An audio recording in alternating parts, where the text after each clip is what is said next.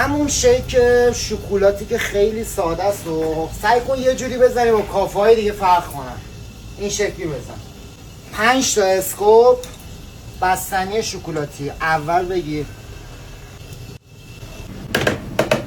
اول یه مرحله اینو با شیر بلند کن. شیر رو کم کم اضافه کن بهش. نکته مهمی که باعث میشه شیکت با جای دیگه فرق کنه اینه که بعد اینکه بلند کردی اینو، حالا 2 قاشق پودر هات چاکلت رو بهش اضافه کن. 5 ثانیه بلند شه.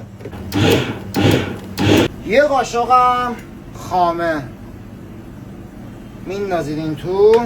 4-5 ثانیه دوباره بلند میکنید.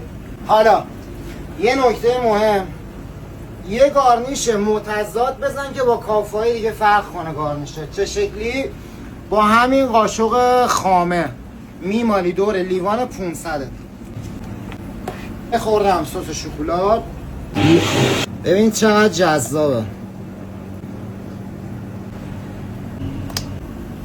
نگم برات، قشنگ این پودر هات چاکلت میاد زیر دندونت. اینو میتونید 180 تا 190 هم بفروشین. عشق منید.